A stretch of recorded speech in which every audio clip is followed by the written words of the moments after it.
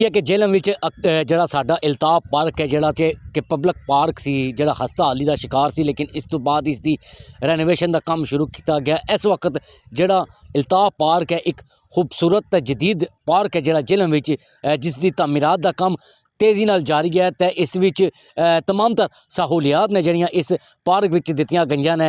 इस तरह एक वॉकिंग ट्रैक है जोड़ा वो बनाया गया है। इस तो इलावा ऐसा तक है कि स्पोर्ट कंपलैक्स है जोड़ा वो भी इत्थे बन चुके हैं। मेरे पिछे तुसीं अकब तक सकते हो कि स्पोर्ट कंपलैक्स है जिथे नौजवान अपना क्रिकेट फुटबॉल या दीगर जिहड़ियां गेम्स ने वो अपनियां इत्थे खेड सकणगे। इस तो इलावा ये पब्लिक पार्क है, इस विच झूले ने जिहड़े वो जदीद झूले लगाए गए हैं। इस तो इलावा दीगर जिहड़ियां सहूलियात ने हुण इस पब्लिक पार्क विच दे दित्तियां गईयां ने। ये पार्क है जिहड़ा ये साबक गवर्नर पंजाब चौधरी इल्ताफ हुसैन के नाँ तो यह पार्क जिहड़ा तामीर किया गया सी, जिस तो बाद इसकी हस्ताहाली हुई। उस तो बाद मुतअद्दद दफ़ा असां भी इस चीज़ की हाईलाइट किया सी। तो इस तो बाद ज़िली इंतजामिया ते मकामी हुकूमती नुमाइंदे ने जिहड़े उन्होंने मेहनत करके इस तो बाद इस पार्क नूं हुण इस कदर जदीद पार्क विच तब्दील कर दिता है कि हर पासे इसकी खूबसूरती है जिहड़ी सानू नज़र आ रही है। खूबसूरत फलदार ते सायादार